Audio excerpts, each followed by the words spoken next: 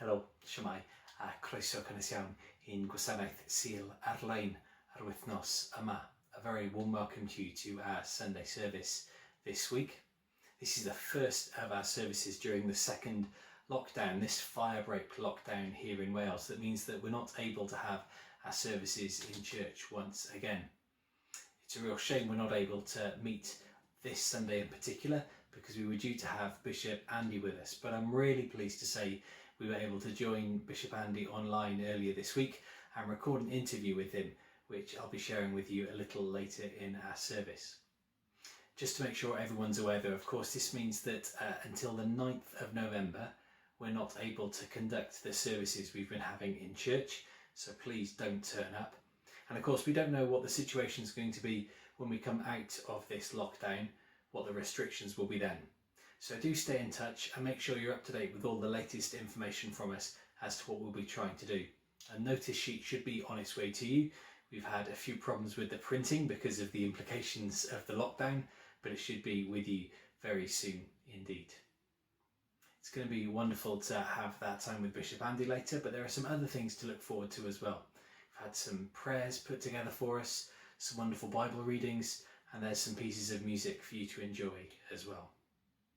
But we gather together in the presence of God to worship Him, who is unchanging, who is always with us.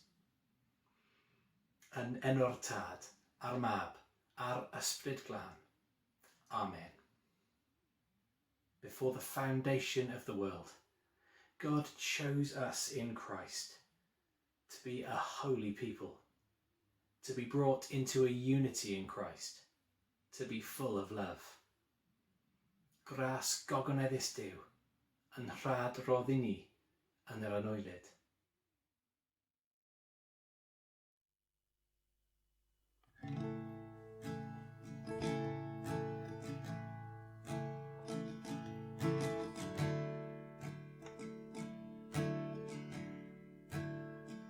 And even though I walk through the valley of the shadow of death, your perfect love is casting out fear. And even when I'm caught in the middle of the storms of this life, I won't turn back, I know you are near. And I will fear no evil, for my God is with me. And if my God is with me, whom then shall I fear? Whom then shall I fear? Oh no, you never let go through the calm and through the storm. Oh no, you never let go in every high and every low. Oh no, you never let go. Lord, you never let go of me.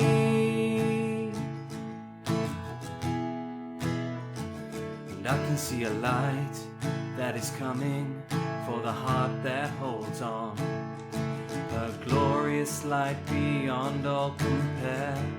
And there will be an end to these troubles, but until that day comes, we'll live to know you here on the earth. I will fear no evil, for my God is with me. And if my God is with me, whom then shall I fear? Whom then shall I fear? Oh no, you never let go through the calm and through the storm. Oh no, you never let go in every high and every low. Oh no, you never let go. Lord, you never let go of me. And I can see a light that is coming for the heart that holds on.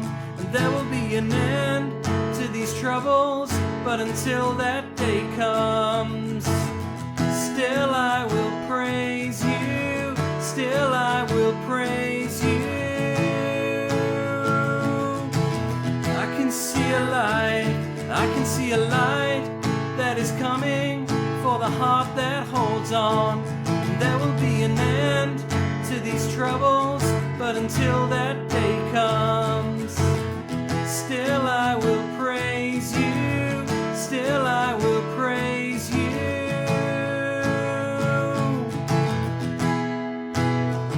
Singing, oh no, you never let go, through the calm and through the storm. Oh no, you never let go, in every high and every low. Oh no, you never let go, Lord, you never let go of me.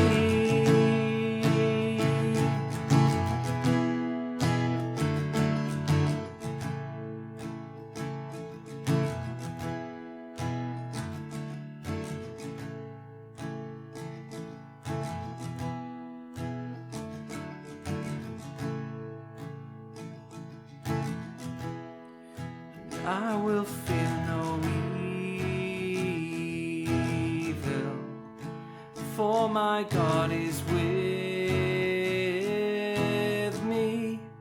And if my God is with me, whom then shall I fear? Whom then shall I fear? Oh no, you never let go, through the calm and through the storm. Oh no, you never let go, in every high and every low. Oh no, you never let go, Lord, you never let go of me. You never let go of me.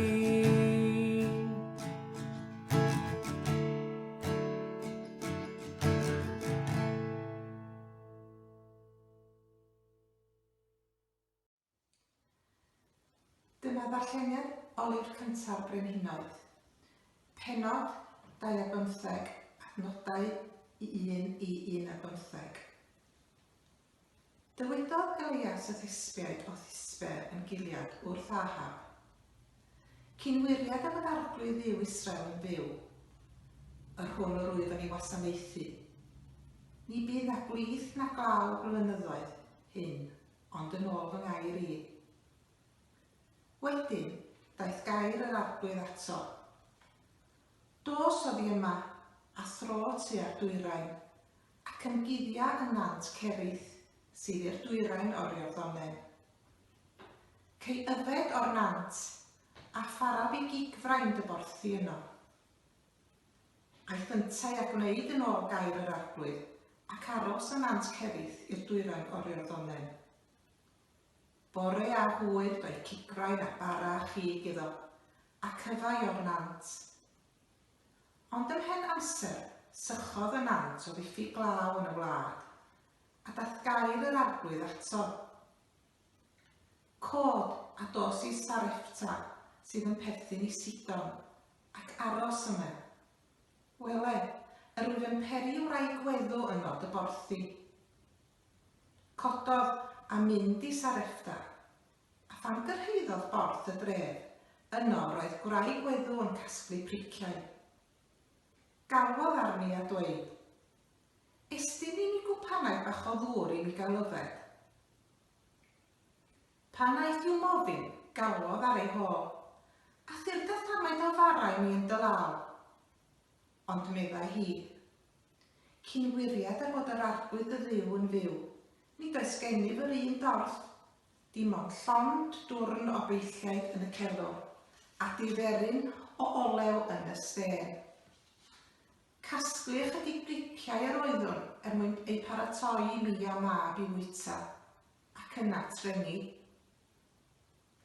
Dywedodd Elias wrthi: Paid â gofni, dos a gwna fel y dywedais, ond gwna ohono yn gyntaf deisan fach i mi, a ffyrdd â hi ataf, a pharatoi ti dy hun a thab wedyn. Oherwydd fel hyn y dywed arglwydd Dduw Israel: Nid ar celwrn blawd yn wag, na'r stên olew yn sych, hyd y dydd y bydd yr arglwydd yn rhoi glaw ar wyneb y tir. Gwnaeth hithau yn ôl gair Elias, a chafodd ef a'i hi a'i theulu fwy da amser. Ni daeth y celwn brawd yn wag, na'r stên olew yn sych, yn ôl gair yr arglwydd drwy Elias. In times of desperation and hardship, it's easy to forget who God is, to forget the unchanging nature of his goodness, especially when the world that we're part of is so broken and cracked and flawed, and there are so many difficulties assaulting us and assailing us all the time. But it's important to remember who God is. It's important to keep him on the throne, because when we try to take charge of ourselves and the world, then we only make things worse. We must always look to God for his leading, for his guiding, and in humility and obedience follow his way. We know in our own lives, don't we, what happens when we don't do that. We just make things worse. Maybe we've all done it this last week or so, made mistakes and bad choices. Let's ask for God's forgiveness now and be assured of his utter grace and mercy. Let's pray.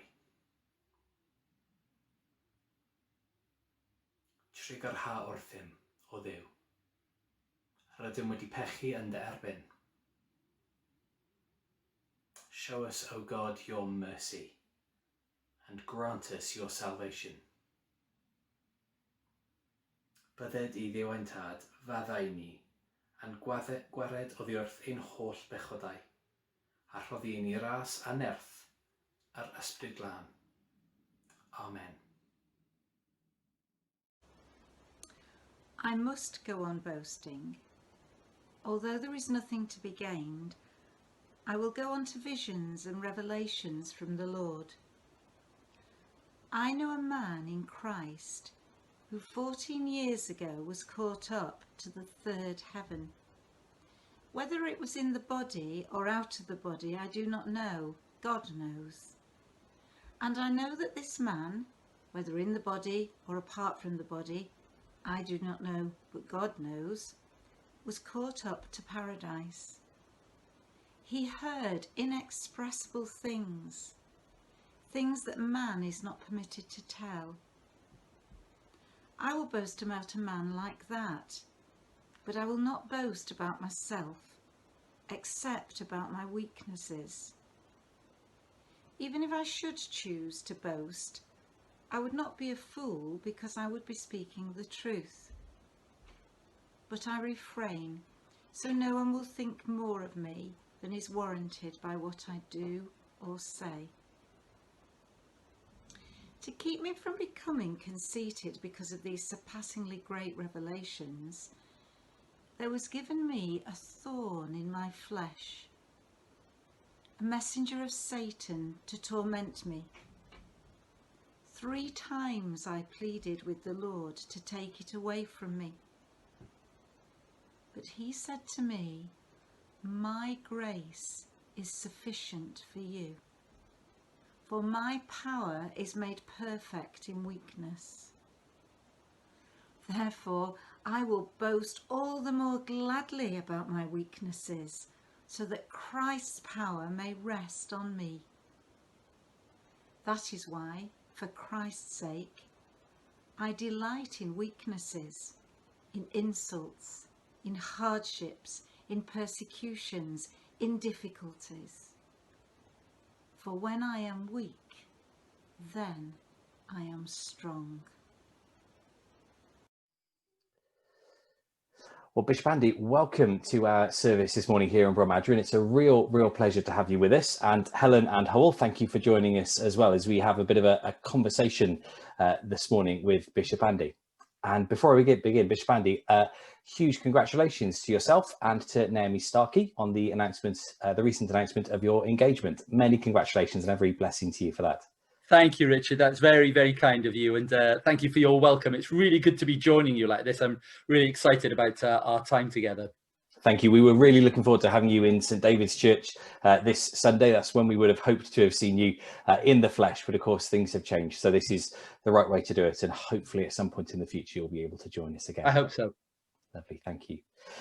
Bishop Andy, you recently wrote a blog article, a paper that you've published on the internet, which we'll provide people with a link to read as well. And it's got some really fascinating ideas in there. And we wanted to spend some time this morning thinking about that and talking about that with you, if that's okay with you. So I'd like to kick off by asking you a question. There's a phrase that you've used recently, and I think it's in that blog post, about continuous discomfort.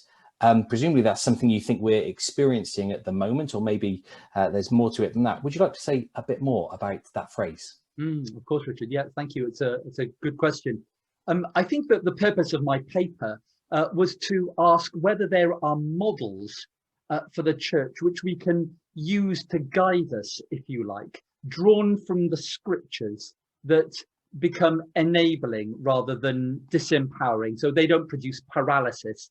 They produce energy and faith and security. And that was my purpose in writing that particular paper. It's interesting talking to a number of colleagues, and particularly because I've got overseas connections.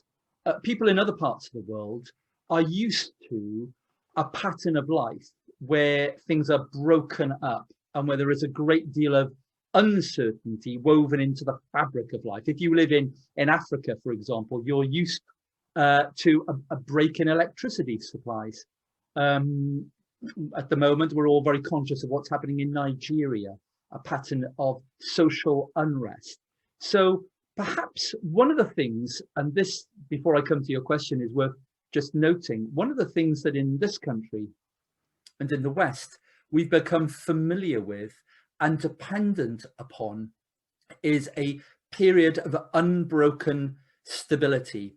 And we've arranged our life in the light of that. And part of the disruption of COVID is that so much of what we've taken for granted has now been removed, or at least diminished. We can't meet up with people. We can't shop in the way that we might. We can't see friends and families. That was particularly true, of course, in the first lockdown, perhaps a little different in the second. But all of that disruption, which seems new, novel, really inconvenient to us, is something that our sisters and brothers in other parts of the world live with. Maybe there's something to be learned about adaptability, which we can learn from them. We always tend to think that we're the ones who have the wisdom and the treasures to bestow on others. And maybe some of the disruption that we're experiencing invites us to look at how they adapt themselves to a pattern of life which is far less secure than we've been accustomed to. But I think into all of that mix, we have to inevitably ask, what is God saying? What are the lessons of faith that we need to learn at this time?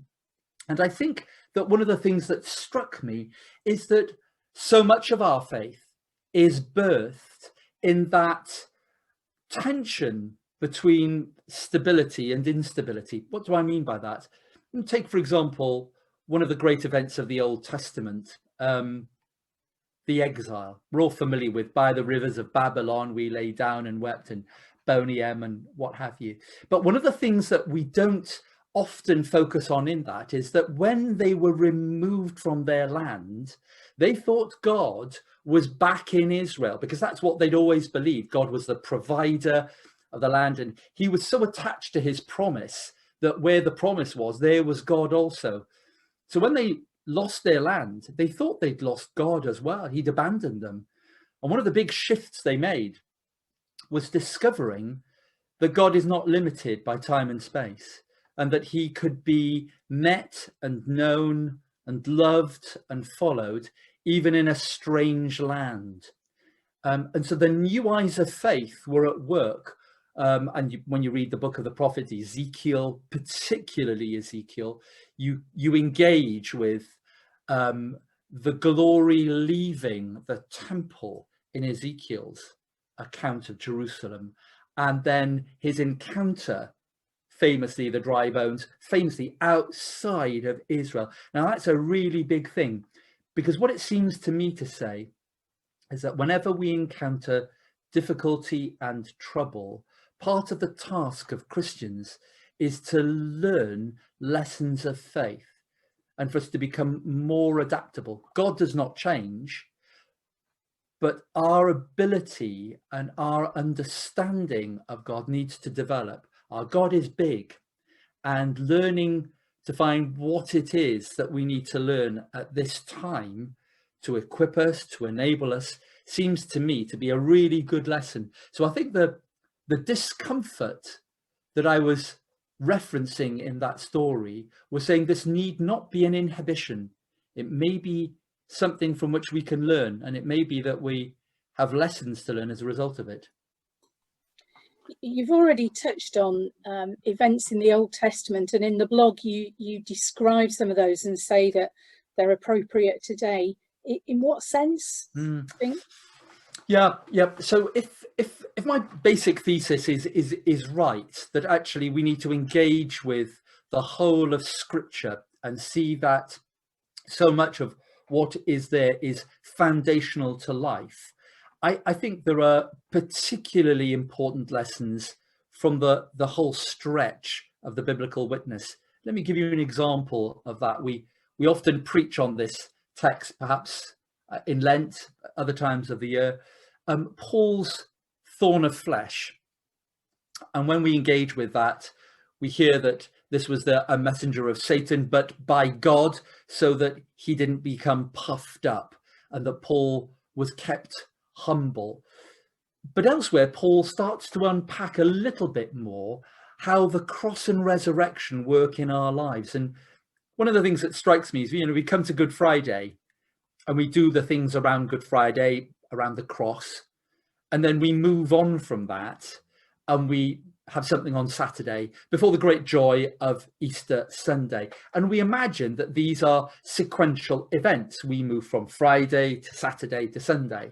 So we move from cross to resurrection. And I understand that because that's the way in which liturgically it works. And that's the way in which the story is told us in the scriptures. But what St. Paul says, and this is brilliant the way he does this in his letter to his second letter to the Corinthians, is he says the two are often very close together. And sometimes at the moments where there seems to be the greatest deprivation and challenge, where we might relate to the cross, there are moments of resurrection. And those moments of resurrection are not sequenced, they are close to hand. Paul's thorn of flesh and his vision of glory, if it was St. Paul, were very close together. And so what I want to encourage the church to do is not to see that somehow this is a phase of our life and we're enduring rather tight-lipped and with grim, wry smiles, as though there's going to be a resurrection down the road. This is the moment where there is cross and resurrection, where there is as much opportunity as there is challenge. And we need to grasp this moment, and we need to be shaped as a church and formed by this. And by that, I mean letting the context refer us back to the cross and resurrection. We need to be able to embody and live cross-shaped lives and experience the power of the resurrection at this time together, and not imagine that we're in waiting mode, and then we'll move on to something which is good and glorious. I don't believe that is the case. And when Paul speaks about carrying around in our body the death of Jesus, so that the life of Jesus may be made manifest, that's what I think we should be getting to in this time, discovering both something of the cross, the deprivation. It's a good lesson to learn in any case, but experiencing the resurrection too. Diolch yn fawr iawn am hynny. Ond ga I ofyn, yn y blog ydych chi'n sôn am ffyddlondeb, bod ffyddlondeb yn ddigon i ni. Ydy hynny yn wir? Go iawn, mae'n ddigon? Diolch Hywel, cwestiwn da iawn. Yn y blog, o'n i'n trio disgrifio y ffordd o ymateb i'r sefyllfa i ni yn gwynebu ar hyn o bryd. A dwi'n ymwybodol o'r ffaith, mae yna lot o bobl sydd yn sôn am y 5 pennod ar 10 falle yn yr Efengyl yn ôl Sant Iowan. lle mae Iesu yn disgrifio ffrwyth, y wynwyddyn, a mae pobl yn siarad am ffyddlondeb yn ogystal â'r ffrwyth sydd yn dod oherwydd ac o achos ein ffyddlondeb. Ond beth sydd yn diddorol yn yr Hen Testament, a mae yna geiriau yr Hen Emyn gan Cardinal Newman yma, falle sydd yn berthnasol. I do not ask to see the distant scene. A fi'n credu bod yna rhywbeth doeth yma, oherwydd ar hyn o bryd, dyw e ddim yn bosib i rhagweld be ddaw. Be di'r ymateb mwyaf ffyddlon os ni ddim yn gallu gweld y distant scene fel petai? Be di'r ymateb i'r eglwys ar hyn o bryd os ni'n byw mewn amser ansicr? Ac yn y blog, o'n i'n trio dweud bod na'r ffynon o ymatebion yn yr Hen Testament ac yn y Testament Newydd, lle bod pobl sydd ddim yn gweld y pellter, maen nhw yn rhoi ffyddlondeb i Dduw tan pethau dod yn glirach. So ar hyn o bryd, does dim angen i ni fod yn anobeithiol o gwbl. Ar hyn o bryd, y peth pwysica i'r eglwys ymwneud os yn ni'n byw mewn amser ansicr yw ein gweddiau dyddiol, darllen yr ysgrythurau, y sicrwydd o fod ynghyd i ymgynnull os nid yn gorfforol ar-lein, ac i cario ymlaen gyda'r pethau beunyddiol, a pethau bach fel mae'r ein nawddsant ni yn offrymu, jyst oherwydd does dim mwy i wneud na ffyddlondeb, bod yn ffyddlon i'r Iesu tan pethau dod yn glirach. Diolch am hwnna. That's been really interesting. As you've been saying it, there's something that's been in my mind. I'm wondering if this is something you've seen or experienced in life before. And I was reminded that, of course, you were just a few years ago, you were over in the refugee camp in Calais in the jungle. And there, of course, is a place of constant discomfort, of deprivation. Yeah. And I know you met people of faith there. I wonder whether maybe there or at other points in your life, this is something you've experienced and seen actually taking effect. Thank you, Richard. I think we do draw, don't we, from life's circumstances. They become the material, if you like, which enable us to, they provide a lens through which we seek to wrestle with Scripture. What is God saying? What does this mean? And certainly, worshipping in this, I think it was an Ethiopian Orthodox church. I still have the cross in my chapel, which came and was fashioned from 2 pieces of fruit boxes painted roughly blue. And it's a really quite an ugly cross. Its only significance is the fact that it came from that chapel where people met together in worship and met together to make sure that they didn't lose, as it were, the faith that was precious to them, and discovered something in that place of deprivation. But in all of our lives, we will all be familiar with loss and gain, loss of loved ones. We'll be familiar with our own failures and successes. And I think that we can either be utterly overwhelmed and disempowered, or we can make those become the vehicles of God's healing touch and grace. They then become the very thing onto which the cross and the resurrection, as it were, or to which the cross and resurrection ministers. And if that's true, then whether it's in a time of deprivation or in a time of plenty, the church needs constantly to tether, that's the word I use in my paper, to tether itself to the way in which God works. And I think if we do that, then just to, again, underline what I said, Howell, I think faithfulness to that way of living is a critical thing for the church at this time. I don't want people to recede. I don't want people to feel abandoned. I don't want people to feel that God has left us. I want them to rediscover where God is in the midst of a pandemic. Thank you. That's helpful, and yeah, I realised that you have some connections with New Zealand, your family connections. Yes. And I was thinking there about living with the constant threat of earthquake. We have a little experience here in Llŷn of earthquake, of earth tremors, but nothing compared to, for instance, the dreadful one in Christchurch a few years ago.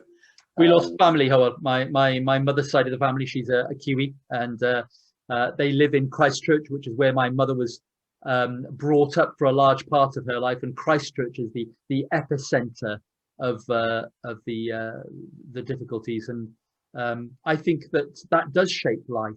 I can't see how it cannot, our context. But the critical thing is not to be overwhelmed. You know, Paul in prison, tied as he was in chains.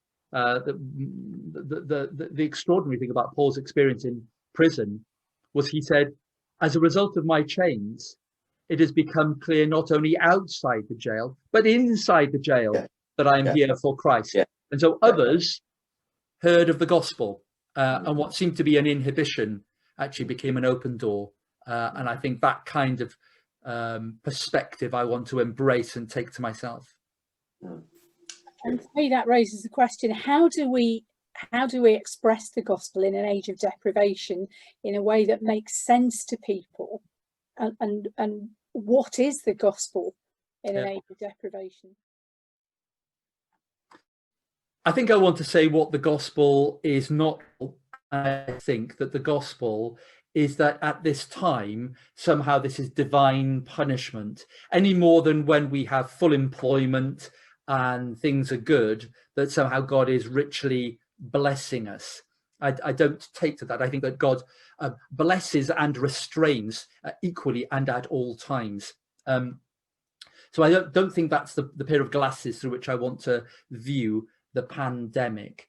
What I do believe a pandemic does is it makes more acute and it sharpens up some of the things that we know to be true. We know, for example, we don't need to be told that loving our neighbour is a good thing.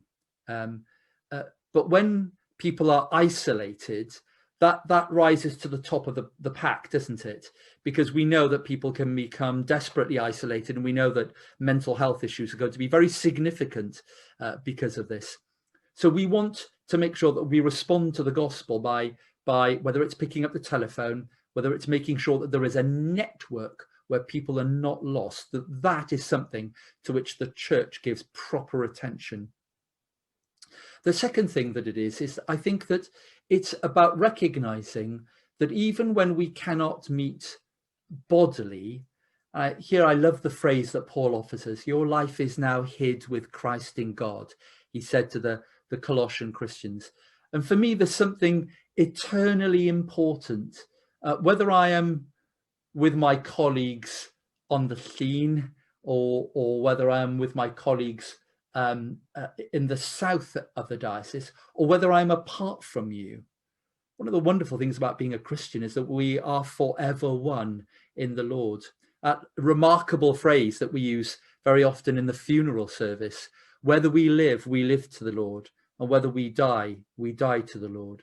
Paul, when he wrote that beautiful passage, which I've just referenced about learning from his chains, it says, verse 21 of that first chapter, for to me, to live is Christ, to die is gain.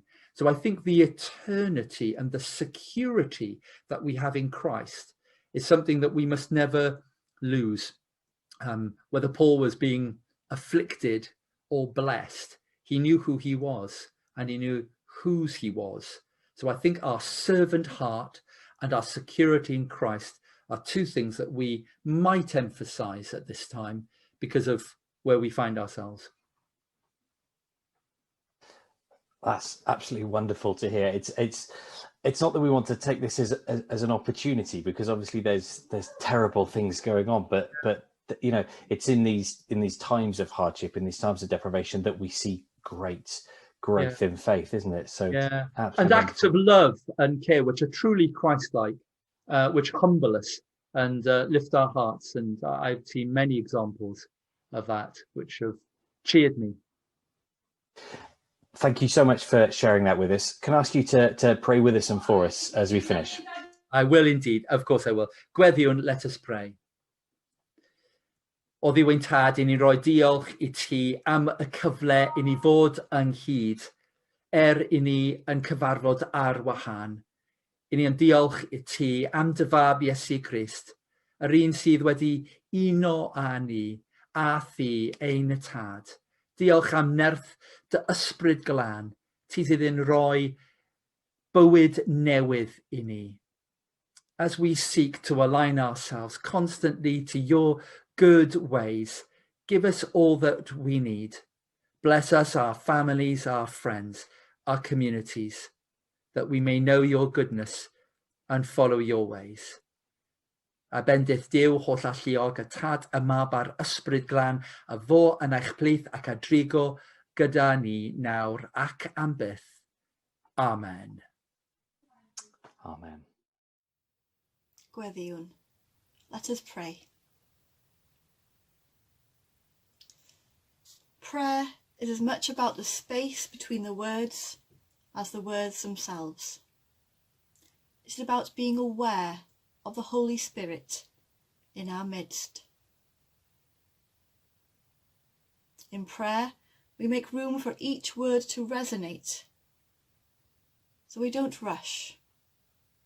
We pause in between each prayer.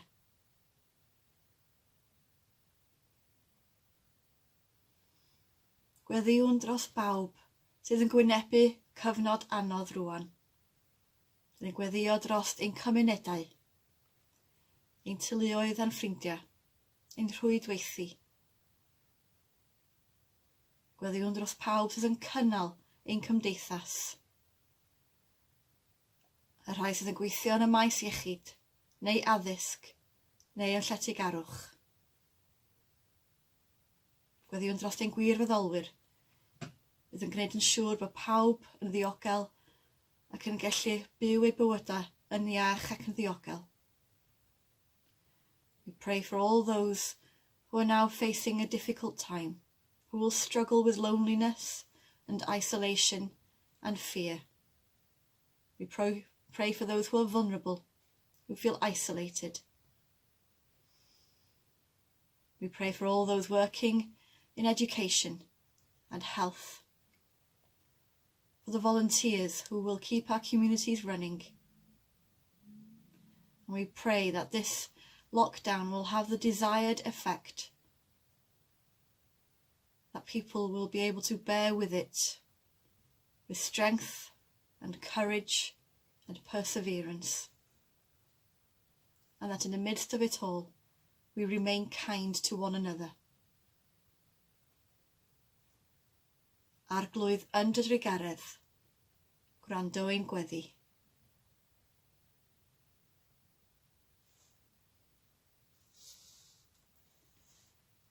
We pray for all those areas of our lives in which we experience deprivation, where we lack an abundance, where we lack the generosity that God shows us is at the core of who we are and who He is. We feel deprived of our health, of our mental health. Our society is economically deprived, spiritually and culturally deprived, suffering under successive shocks. We pray for resilience, and we pray that we are able to rediscover that intrinsic extravagance which enables us to give generously, to open our hearts and our hands to those in need, to be able to see and perceive the beauty and the wonder of creation and the generosity and extravagant abundance that surrounds us. Even in the midst of winter, let us search for the signs of spring. Arglwydd yn dy drigaredd, gwrando ein gweddi. Tad Neville, Heavenly Father, during this Black History Month of October, we pray for racial justice, for inclusion, for the courage to dig deeper and look closer and think bigger in all issues pertaining to race and our relationships with our friends and neighbours. We give thanks that we have this time, and we commit to not only thinking about these things during October, but to make them an intrinsic part of who we are and our commitment to be better. Remember with sorrow our involvement and our relationship with injustices from the past and today. And we repent and commit wholeheartedly to restoring right relationships with all peoples, that the dignity and the worth of all will be upheld. Arglwydd yn dy drigaredd, gwrando ein gweddi.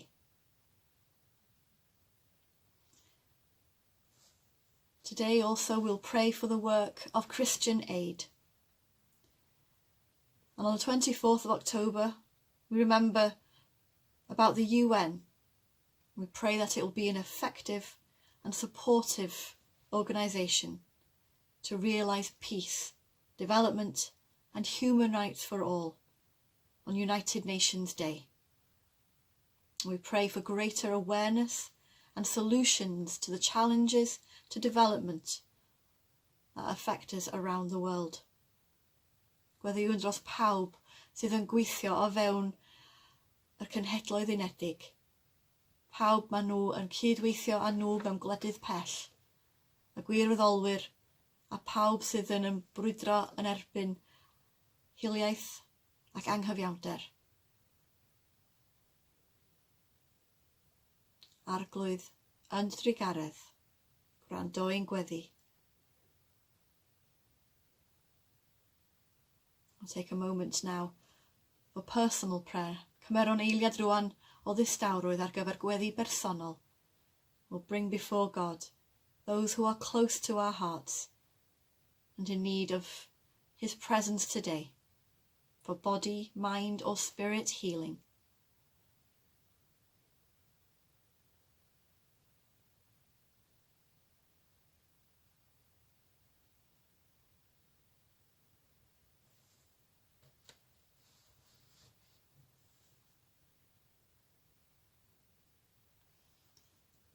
We'll end this time of prayer with a reading from Colossians. As God's chosen ones, holy and beloved, clothe yourselves with compassion, kindness, humility, meekness, and patience. Bear with one another, and if anyone has a complaint against another, forgive each other, just as the Lord has forgiven you, so you also must forgive. Above all, clothe yourselves with love, which binds everything together in perfect harmony. And let the peace of Christ rule in your hearts, to which indeed you are called in one body, and be thankful. Lord, help us to be thankful. Help us to be led in peace, to bind ourselves together in love and harmony. Arglwydd yn dy drigaredd, gwrando ein gweddi. We'll say together, whichever language you feel most comfortable, the prayer that Jesus himself gave us. Our Father, ein tad, yr hwnnwyd yn y nefoedd, sancteiddiar dy enw, dyled y deyrnas, gwneled dy wyllus, megis yn y nef, felly ar y ddeiar hefyd. Dy roi ni heddiw ein bara beunyddiol, a maddau ni ein dyledion, fel y maddeuwn ni na ein dyledwyr, ac nac arwai ni brofedigaeth, eithir gwared ni rhag drwg. Canis eiddo ti yw'r deyrnas, a'r gallu a'r gogoniant, yn oes oesoedd. Amen.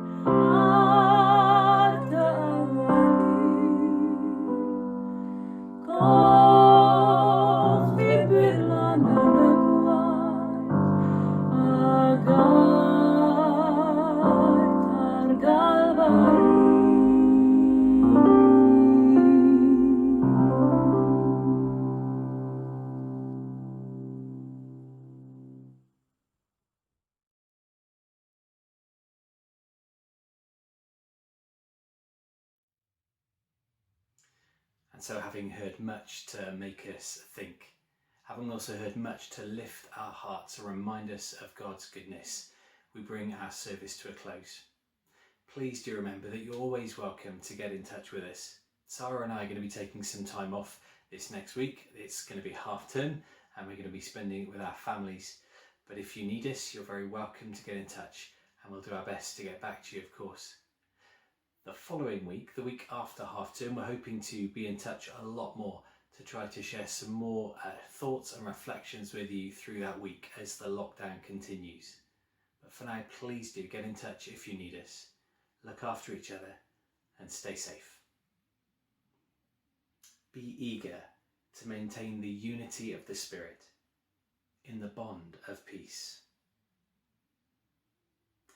Blessed Lord, who caused all holy scriptures to be written for our learning, help us so to hear them, to read, mark, learn and inwardly digest them, that through patience and the comfort of your holy word, we may embrace and forever hold fast the hope of everlasting life, which you have given us in our Saviour, Jesus Christ, who is alive and reigns with you and the Holy Spirit, one God, now and forever.